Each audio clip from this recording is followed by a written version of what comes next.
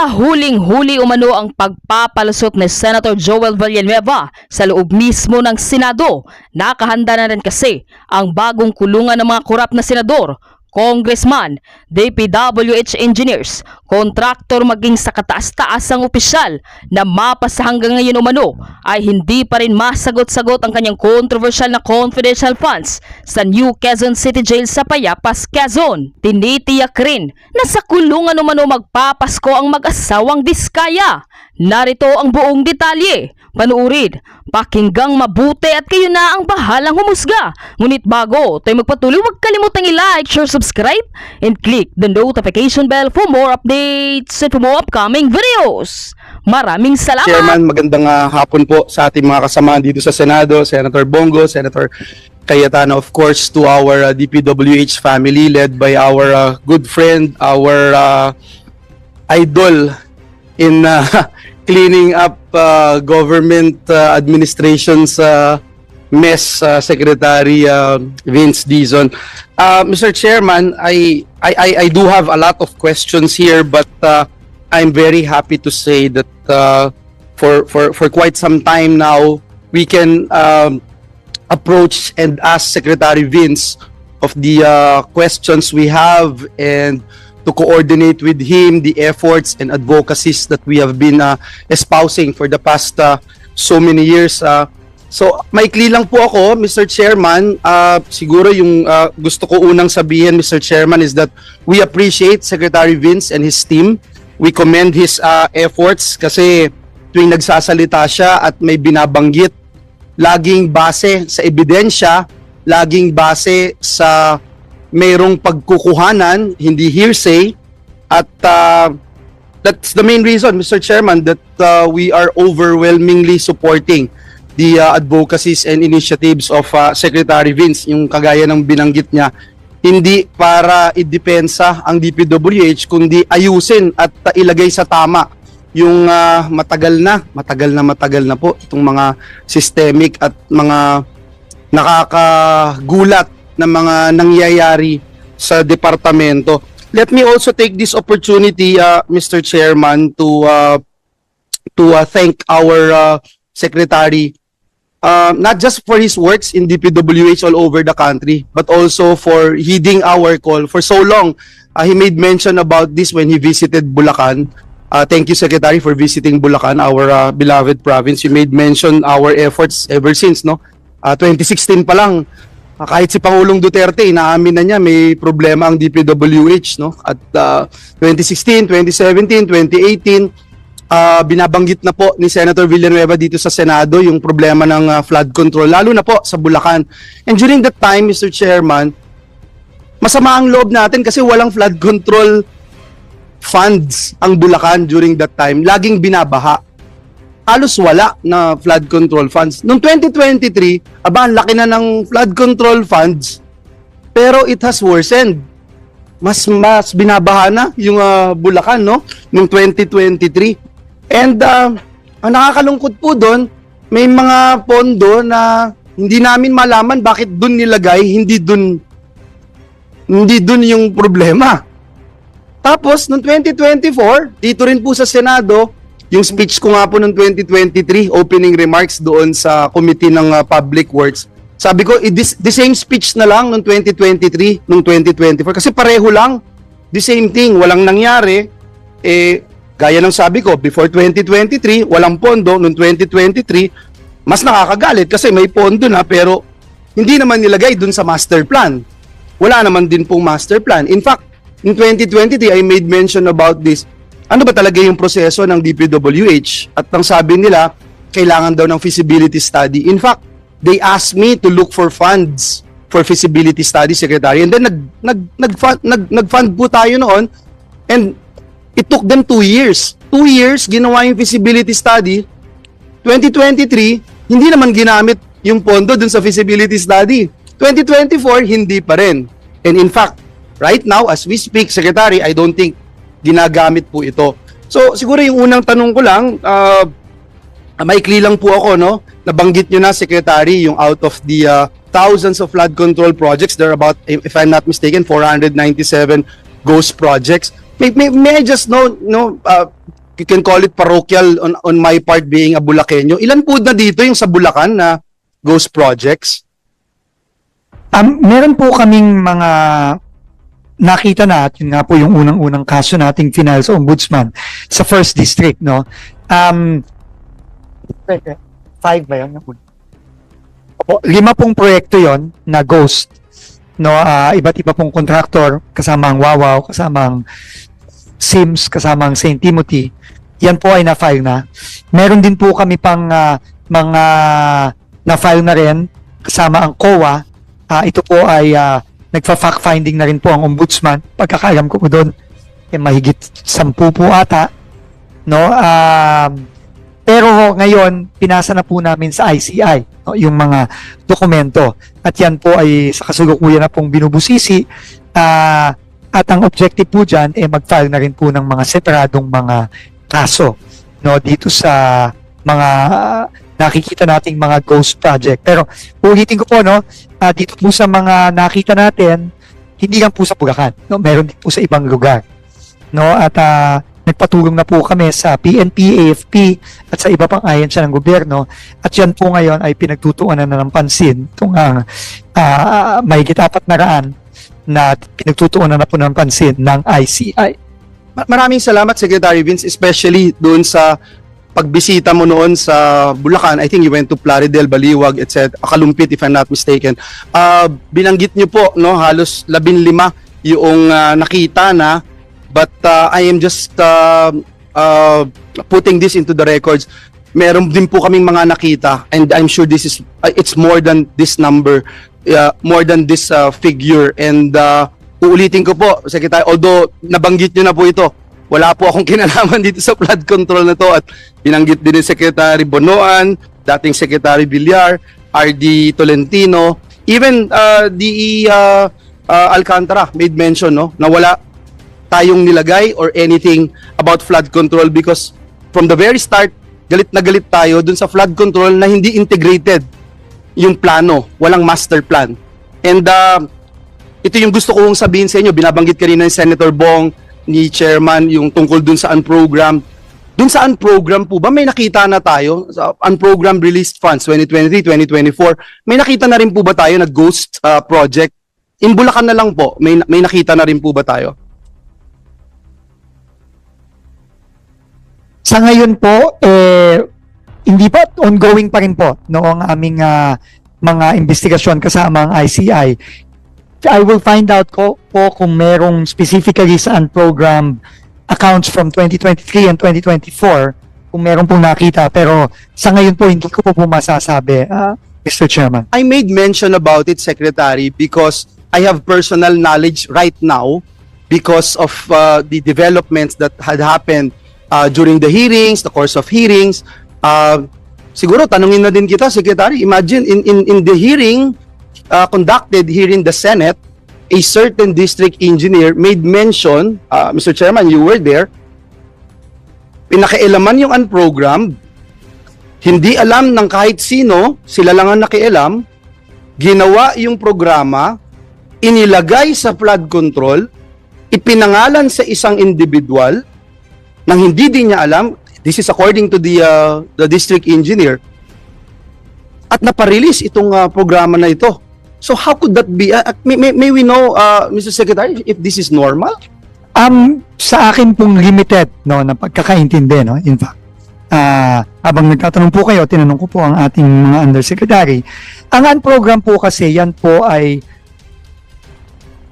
sinasubmit ng secretary ng DPWH sa Department of Budget and Management for release. No, hindi po yan hindi po yan dumediretso sa either sa region or sa distrito. Kailangan po yan ay manggagaling sa secretary po mismo ng DPWH. No, so yun po ang proseso. No, pero I think ito na rin po ay tinitignan na rin at tinitignan na rin at pinupusisi na rin ng iba pang mga ahensya natin ng gobyerno. Kasama na rin po ang ombudsman, kasama na rin po ang DOJ, kasama na rin po ang ICI. Pero yun po talaga ang proseso according to the officials of DPWH. So don't you find it weird for a district engineer to say, ginalaw namin itong lump sum, ginawan namin ng proyekto, all the technicalities, etc., ipinangalan namin sa isang senador? I'm not trying to defend myself here, Secretary. I'm just saying, how could that be?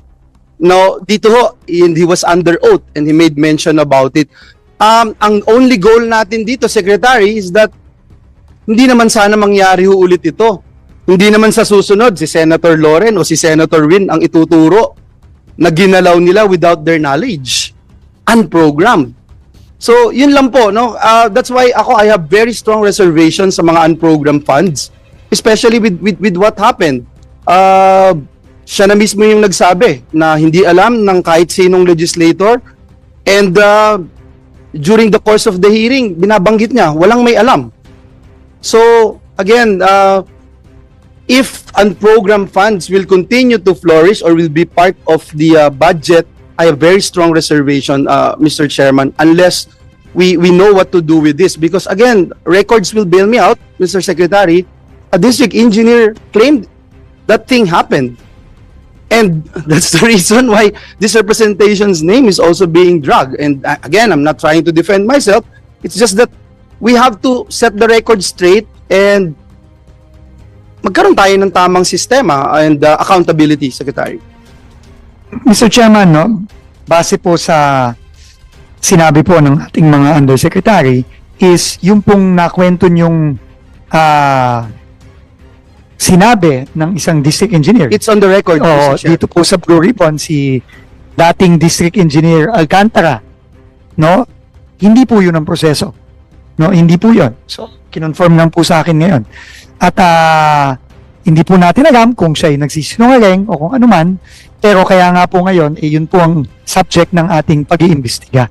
Kung ano ang nangyari doon. Kasi, very clear po, hindi po yun ang tamang proseso. Thank you, Mr. Chairman. It's just that it happened. The fact remains, it happened. So, I hope to see reforms and mechanisms that will be in place so that next year, hindi ibang senador naman yung makakaranas nung naranasan natin. And kung tayo ulit ang ituturo next year, okay lang, pero I will put this into the records, Mr. Chairman. I have very strong reservation against unprogrammed funds. Mr. Chairman, siguro yung isang gusto kong itanong kay Secretary, now that for 2026 wala nang flood control, kanina binabanggit ko, 2016 pataas, masama loob ko, walang pondo. Noong 2023 nagkapondo, hindi nilagay dun sa tamang proyekto yung flood control doon sa Bulacan. Ngayon 2026 wala na. So what do we do with our flooding problems, Mr. Secretary, Mr. Chairman? Aasa ba, wala na mga asahan din yung mga kababayan natin sa Bulacan na by the time na magkaroon ng malakas na ulan, humanda na tayong lahat dahil kung nung may malaking pondo sa flood control bumabaha, di lalo na po ngayon na wala. Secretary, please. Mr. Chairman, unang-una po, no, ang rason po ng ating Pangulo para ipatanggal ang 250 plus billion na flood control sa budget po ng DPWH, naniniwala po siya na kagaya po nung nasabi ninyo, nasabi ng maraming members ng komite, habang walang klarong master plan, hindi po nating pwedeng i-risk na mangyari ulit at maulit itong nakita na nating nangyari nitong mga nakaraang maraming taon. Pero hindi naman po ibig sabihin nun na wala tayong gagawin po tungkol sa mga baha na dinaranas hindi lamang sa Bulacan, kundi pati sa iba't ibang parte po ng bansa. So ngayon po, meron po kami ngayon sa tulong ng pribadong sektor at ng iba pang ahensya ng gobyerno, meron po kaming pinaplano na lalo na ngayon na patapos na po ang tag-ulan, na massive effort po lalo na sa Greater Metro Manila area kasama ang Bulacan, kasama ang ibang parts po ng Southern Metro Manila, kasama na rin po ng ibang mga major urban centers at mga areas sa buong bansa, para po ma-mitigate po itong napaka-rampant na pagbabaha. No, ngayon lang ho, no, nitong nakaraang weekend, nakita po natin ang baha sa iba't ibang lugar, sa Southern Luzon, sa Central Luzon, at sa iba pang mga area. Meron po kaming i-launch sa tulong ng private sector. Ito po ay napag-usapan na rin at na-mention na rin po ng mga malalaking negosyante tulad ni Mr. Ramon Ang. Yan po ay fully implement natin yon. At hindi na tayo maghihintay ng 2026. Gagawin na po natin yan ngayon. At habang ginagawa po natin yan, aayusin na rin po natin ang pagpaplano. Ano ba ang tamang flood control na dapat i-implement ng DPWH? Kasi po, klaro po na itong mga in-implement na flood control nung nakaraang mga ilang taon nang nakalipas, no, hindi lamang ginamit lang para magnakaw, pero hindi din po nakatulong sa pag-mitigate ng baha sa iba't ibang lugar sa Pilipinas. So yun pong dalawang yun ay gagawin namin tuloy-tuloy starting now po. Thank you, Salamat. Secretary. And again, we commend the department for making these officials of DPWH in Bulacan accountable. Kaya ho kayo nagkaso sa kanila, hindi ho ba? Kaya lang medyo nagulat ako dun sa sagot ninyo kasi sabi nung mga USEC po hindi proseso yung binabanggit nung district engineer. So ibig sabihin nagsisinungaling yung district engineer pero hindi niyo masabi kanina. Ngayon kung yung district engineer ang nagsasabi na yun ang proseso, ibig sabihin yung mga USEC ang nagsisinungaling. So yun lang po, no, importante malinaw po dito na may accountability at itong mga nangyari, lalo na dito sa aming lalawigan. Imagine, no, Secretary, mula 2016, sasalita na po tayo dito, 2025 na po ngayon, talaga ho nag-worsen, kaya ho masakit po sa atin. Anyway, Secretary, hindi na po ako magtatagal and I thank the gentleman from Taguig Pateros for yielding the floor with me. I would just like to put into the records, Secretary, yung binanggit niyo kanina, if I'm not mistaken, yung buong mga unfilled positions, kasi there are 13,283 permanent positions, tapos ang filled is only 8,366. Tapos kanina ho yata, nagbanggit po kayo sa flag ceremony, no, na gusto nyong i-fill up yung vacant position. Sana po mangyari na po yan, dahil taon-taon din po, gaya ng flood control, nire-raise ko po yan dito sa Senado. And then, Mr. Chairman, hingi lang po ako siguro ng ilang documents, no? Other than the ones we made mention, kasi yung binabanggit ko kanina na personal po sa akin, Secretary, dahil yung mga binanggit po na flood control na sinabi nila na hindi alam ni Senator Villanueva pero nilagay nila, chinek po namin finally, no? Dahil for so many times sinasabi nasa under GAA, yung pala nasa unprogram. So ngayon na-check na ho namin yung ilan. Papadala ko po sa inyo, Secretary, yung ilan po ay 2 months ago lang po sinimulan. 2023 po ito. So kung hindi ito ghost project, ito po ay double entry. You can also ask the people around there and makikita nyo po, no, napakaklaro na talagang napakalaking kalokohan itong mga sinasabi ng dating mga DPWH officials. And again, we continue to support you in ensuring that they will be held accountable, Secretary. Hingi lang po ako, Mr. Chairman, no, copy ng technical standards and guidelines for planning and design of flood control projects, which shall include, among others, standards and criteria for the following: yung hydrologic analysis, rainfall analysis, runoff analysis, and comparative cost analysis of existing projects.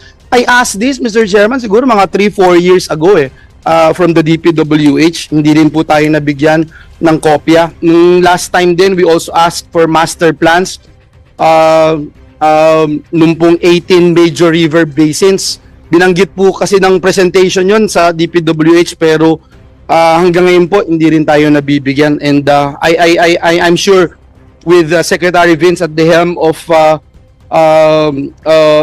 this department, makakakuha na rin tayo. Tapos siguro yung cost breakdown ng mga major flood control projects, Secretary, hingi din po tayong kopya. Tapos yung data, long-term plan, flood mitigation program, budget allocation ng top 10 na lang, top 10 provinces most susceptible to flooding. Hingi lang po tayo ng kopya doon, Secretary. So, yun lang po, and I hope and pray na gaya ng sinabi ko kanina, full support po tayo sa departamento, full support tayo kay Secretary Dizon. Naniniwala tayo sa kanyang kakayahan, sa kanyang competence para hindi lang yung binanggit na hindi lang ididepensa yung DPWH kundi linisin talaga at mag-initiate ng reforms. We are in full support, Secretary. Maraming salamat. Salamat, Mr. Chairman. Thank you, Secretary. We will comply, Mr. Chair, with all the requests for documents. Immediately, I've asked the staff while binabasa po ng ating senator from Bulacan yung listahan at we will comply po as soon as possible. Maybe even by tomorrow. There, yes. Thank you, Thank you very much, Mr. Next to ask is Senator Bongo.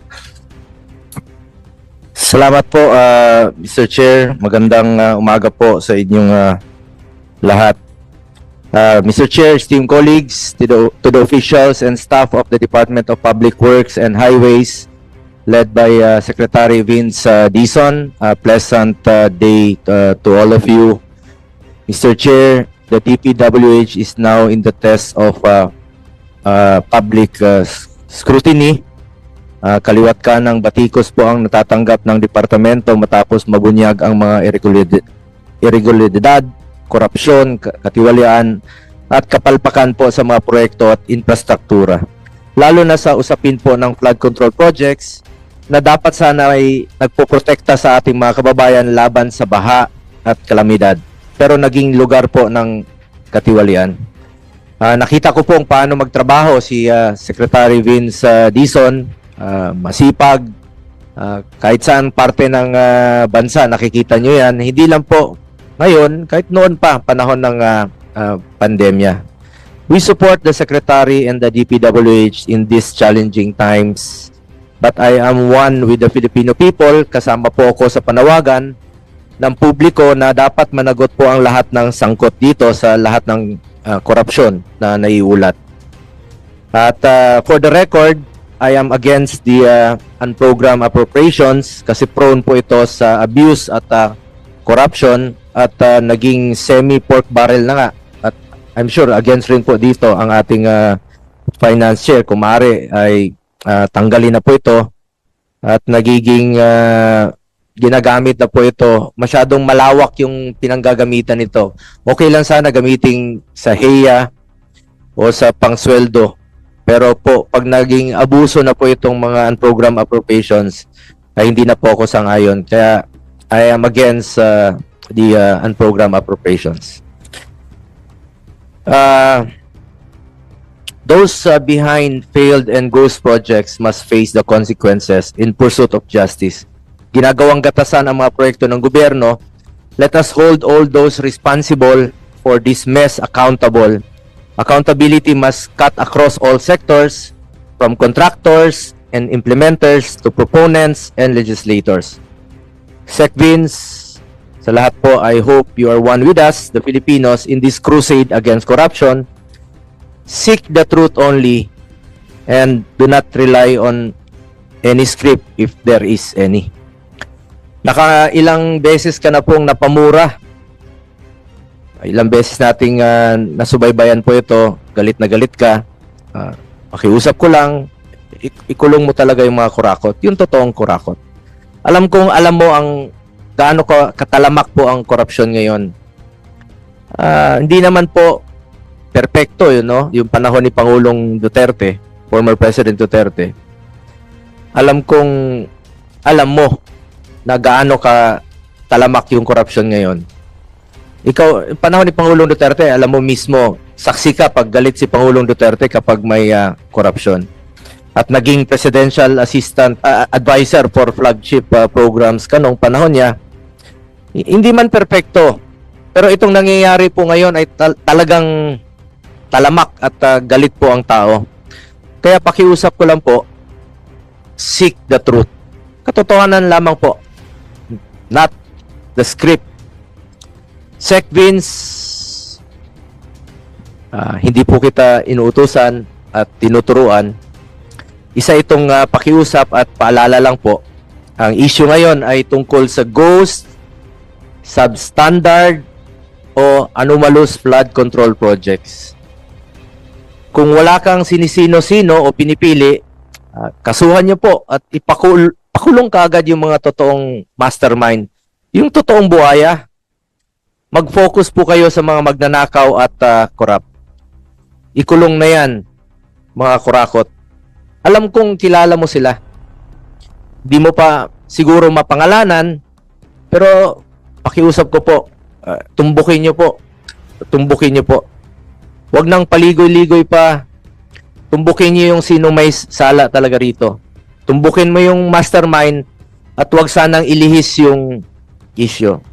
Totoo lamang po. The truth. Nakaantabay ang mga tao, naghihintay po ng resulta. Interes ng tao, interes ng Pilipino ang unahin natin na dito. Malaki po ang aking paniniwala na yan po ang iyong tatahaking landas. Alamin yung katotohanan, ikulong ang dapat ikulong. Ikulong ang mga korap. I hope you're one with us dito sa ating krusada na labanan ng korupsyon sa gobyerno. Having said that, Mr. Chair, would like to ask some questions lang po, no? Kasi nasasayangan talaga ako dito sa mga flood control na nasasayang sa mga nakaraang taon. At bilang principal author at co-sponsor po ng Republic Act number 12076 o ito pong Ligtas Pinoy Centers Act. Ito pong pagpapagawa ng evacuation center sa mga munisipalidad at syudad, which mandates the establishment of evacuation centers in every city and municipality nationwide. Sa 1.2 trillion na budget po ng flood control from 2022 to 2025, 60,000 evacuation centers na sana po ang pwedeng maitayo dito at assuming po no, na 4 million per classroom, sana po ay nakapagpatayo tayo ng 300,000 na classrooms. Since ang NDRMC po ang mag-identify ng mga priority areas po sa na itatayong mga evacuation center, ilan na hong napagawa ninyong evacuation centers even before the naging nabatas po itong Ligtas Pinoy Centers Act, Secretary Vince, sa DPWS. Ilan na hong natayo ninyo before at nung naging batas po itong Ligtas Pinoy Centers Act, ilan na ho ang plano ninyong gawin? Laking tulong po ito kasi ikaw mismo umiikot ka sa mga nasalanta ng bagyo, lindol. Wala silang maayos na evacuation center. Yung iba nasa tent lang, napakainit. Walang maayos na comfort room. Yung sanitation po. Sana bigyan nyo po ito ng prioridad, itong pagtatayo ng mga evacuation centers. Mr. Chairman, maraming salamat po. Kaisa po tayo ng ating senator dito. At gusto ko lang pong sabihin na sa 2025, since napasa po ang batas, 13 out of 32 evacuation centers na po ang ongoing o complete na? Completed na po. Roughly po, 650 million out of the budgeted 1.6 billion for 2025 ang nagawa na po. So ongoing po yung natitira pong mga evacuation centers for 2025. Ganun lang po kaliit yung inilaan na pondo.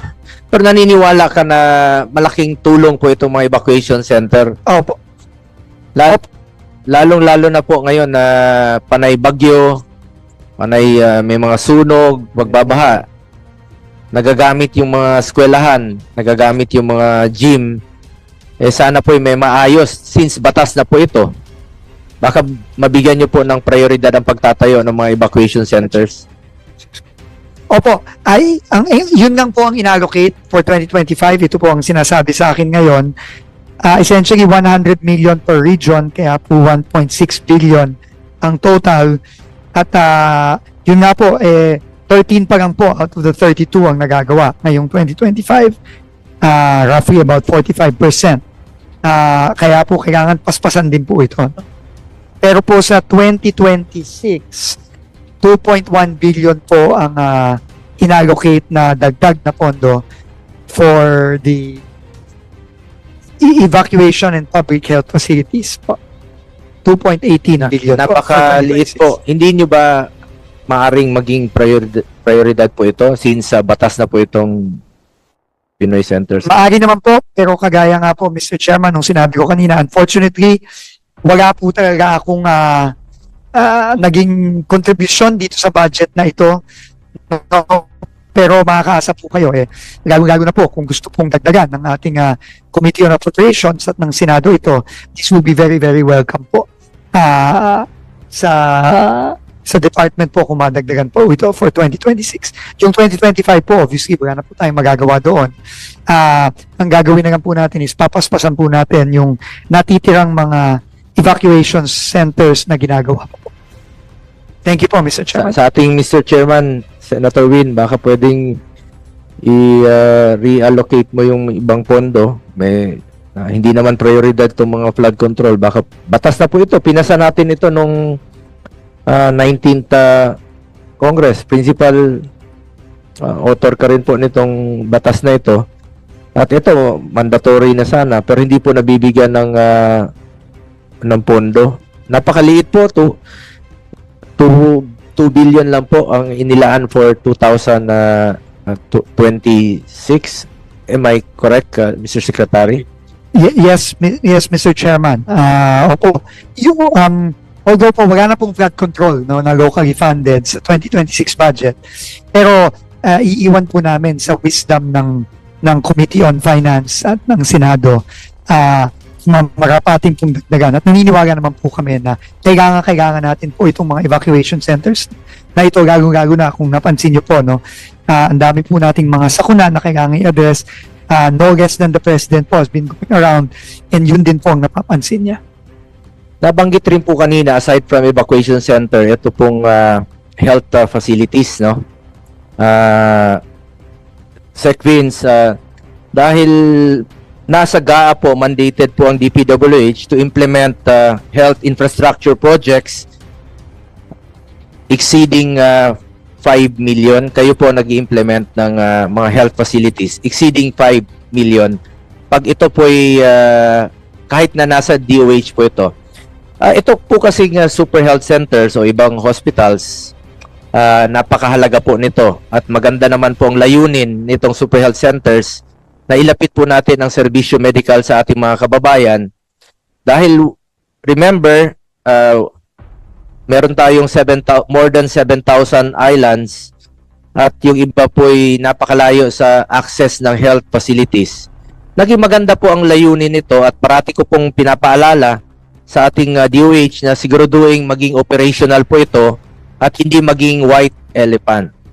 At nabanggit po ito sa SONA ng Pangulo noong 2024 na sabi niya ay dagdagan pa po itong mga super health centers. At tayo po mismo ay sang-ayon dito at sinusuportahan natin ito kung makakatulong po na ilapit natin ang serbisyo medical sa ating mga kababayan. Ngunit may mga naiulat po no na ito pong more than 5 million na mga tinatayo ay kayo po ang nagkakandak ng bidding at nag-i-implement. So, na-check nyo ba ito dahil meron po mga naiulat na non-operational at incomplete health facilities. Sayang naman po ito, imbis na magturuan po ang DOH at ang LGU kung sino talagang dapat magtapos nito since sila naman po ang merong agreement, undertaking na para to make it operational. Ngayon nagtuturuan na sila kung ang LGU ba ang dapat maglalagay ng mga doktor at to make it operational makumpleto. Nagtuturuan na sila at ngayon yung iba naman sinasabi hindi pa natatapos. So kayo po ang nag-i-implement nito. Ano na ho ba ang update nito dahil sayang naman po ang pondo ng gobyerno. Maganda naman po ang layunin pero kung nagkakaproblema po sa implementation, sayang po ang pondo ng gobyerno. Maraming salamat po, Mr. Chairman. Mukha pong may katulad din po ng Rene's kanina tungkol sa mga classroom. Mukhang mabigat din po ang delay nito. No? I was just informed po, Mr. Chairman, that yung Memorandum of Agreement po galing sa DOH, napirmahan nga po nung July. So, 6 na buwan na ho ang nakalipas ngayong 2025. At alam naman po natin, kung wala pong Memorandum of Agreement, hindi po pwedeng magsimula ang construction. Kaya tingin ko po, ang pwedeng maging solusyon din po dito, yung sinuggest po kanina, na magdirekta na lang pong Memorandum of Agreement para sa mga LGU mismo na ang tumulong kasi ito pong nakikita kong mga numero ngayon, imposible pong mai-implement to ng DPWH sa loob lamang ng ilang buwan. No, dahil nga po sa delay dun sa MOA with DOH.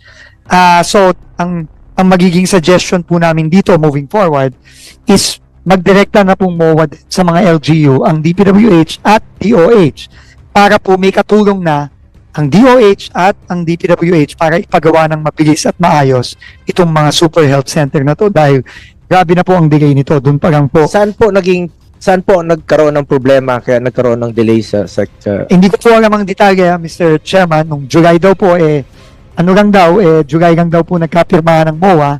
So I'm assuming po meron po sigurong mga naging issue dun sa MOA between DOH and DPWH na July lang naayos. sayang naman po, no? Sayang po talaga, Mr. Chairman. Sayang at saka maraming gamit, no? Katulad nung sa Manay. Sec Vince. Sec Vince, Dison, napuntahan nyo po sa Manay, di ba? Sira yung hospital, yung district hospital. Pero ang ginamit nila, yung Super Health Center ng Manay, malaking Tama po. tulong po yun sa mga pasyente at sa mga nasugatan na kailangan po ng immediate na paggamot. So, sayang po, bawat oras po ay napakahalaga. Sana po matulungan nyo rin po sila na wag na silang magturuan ang DOH at ang LGU. Ang importante rito, make it operational at wag pong iwanan na maging white elephant po ito.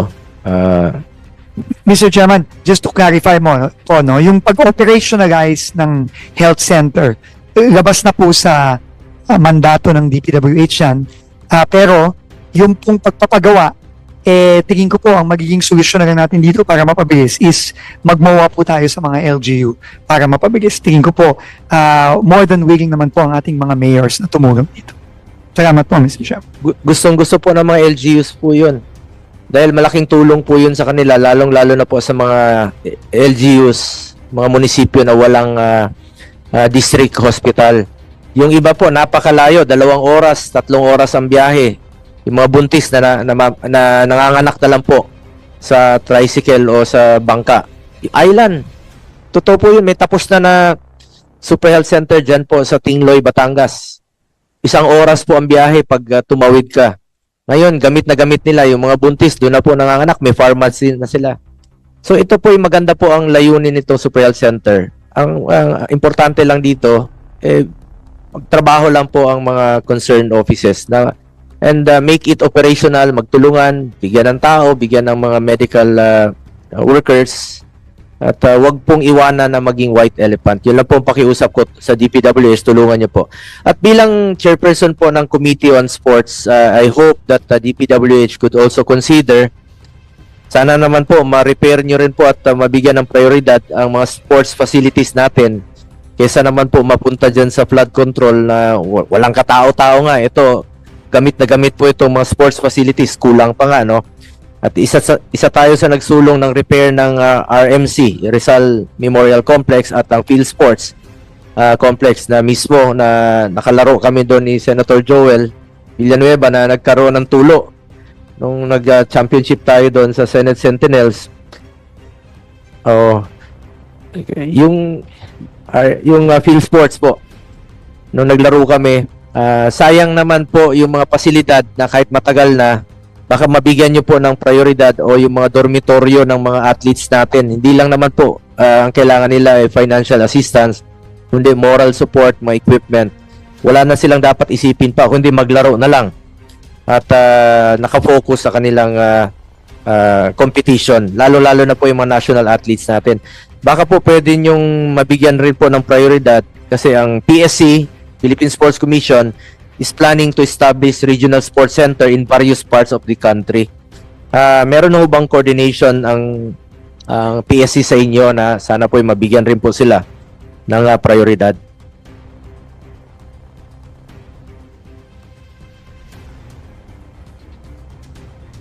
Opo, kami po ay makikipag-usap at makikipag-coordinate sa PSC sa pamumuno ni Chairman Gregorio para po, again, magtulungan po kami kung paano ma-i-implement po ng mabilis itong mga pagpapatayo ng mga sports facilities na alam naman po natin na kailangan all over the country.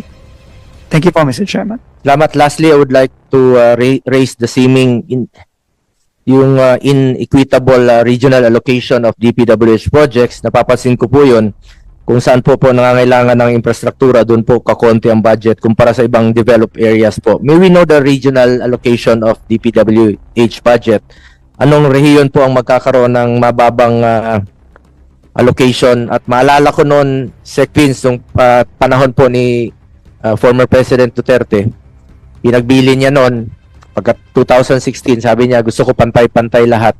Kahit na taga Mindanao siya, gusto niya Luzon, Visayas, Mindanao, pantay-pantay. At nabanggit niyo po yung Panggil Bay Bridge na tapos na, no? Sa Osamis. It was, yung kontrata noon, it was started during President Aquino's time. At nagkaroon po ng, parang, nagka-problema po yung governor doon. Sabi niya, baka ayaw na pong ipagpatuloy ni then President Duterte noong 2016. Dahil unang-una talo siya doon sa Misamis Occidental. Pero nung lumapit siya kay President Duterte, sabi niya, tapos ng eleksyon, presidente ako ng Pilipinas, presidente ako ng buong, ng lahat ng Pilipino. Sabi niya, ipagpatuloy yan at wala akong pinipili.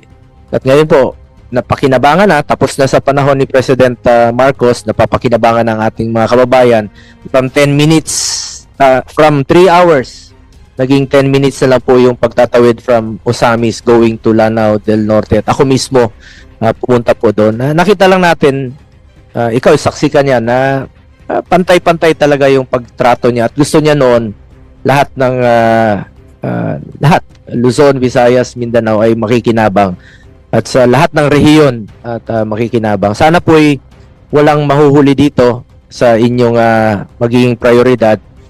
Wag pong mahuli ang Mindanao, wag pong mahuli ang Visayas, and of course, wag po mahuli ang Luzon, lalong-lalo na po doon sa mga prone sa disaster na mga areas po. Kesa naman po nasasayang yung pondo ng bayan sa mga flood controls, mga ghost projects, baka bigyan nyo po ng prioridad. Talagang mapapakinabangan ng ating mga kababayan na proyekto. Yung gamit na gamit po talaga. Sana yan po ang magiging focus ninyo ngayon in the next 2 years po ng administration ni Pangulong Marcos. Walang masayang na pondo, gaya ng sinabi ni Senator Bam kanina. Tanggalin yung mga taba dyan. Dapat po kung ano yung kailangan lang talaga sa proyekto at bigyan ng prioridad yung gamit na gamit ng Pilipino po. Yan lang po ang pakiusap ko sa inyo. Sumusuporta naman po ako parati sa DPWH at with you at the helm of the department. Sana po mapatuloy mo ang reforma. Please, please lang po, pakiusap ko lang, pakiusap to please implement genuine reforms and eliminate the systemic corruption in the department. Ayusin niyo po yung sistema. Nakatutok po rito ang Pilipino sa inyo sa susunod na mga taon po. Maraming salamat po, Mr. Chair. Thank you, Senator Bongo. Do you want to Mr. Chairman, respond? Yes. opo, unang-una po yung regional breakdown, isasubmit po namin yan, kagaya na rin nung isasubmit po natin na breakdown per legislative district. At last na lang po siguro is ang prinsipyo nga po at paniniwala ng ating Pangulong Bongbong Marcos is ang mga proyekto po na makakabuti sa ating mga kababayan, yan po dapat ang i-prioritize at bilisan. No, kagaya nga po itong Panguil Bay Bridge, ito po ay 3 administrasyon na po ang pinagdaanan nito at ngayon po tapos na po sa termino ni Pangulong Marcos at makakaasa po ang ating committee, ang ating mga kababayan na tuloy-tuloy po ang gagawin natin dyan ayon na rin sa direktiba ng Pangulo at yung mga reforma po. Sabi ko nga po kanina, tayo po ay nung kinausap po tayo ni Pangulo, sabi niya hindi kita ilalagay dyan para depensahan ang DPWH. Ginalagay kita dyan para baguhin at reformahin ang DPWH at yun po ang gagawin natin alinsunod sa direktiba ng Pangulo. Maraming salamat po, Mr. Chairman. Senator, maraming salamat po. Thank you, Senator. Thank you, Secretary Vince Dizon.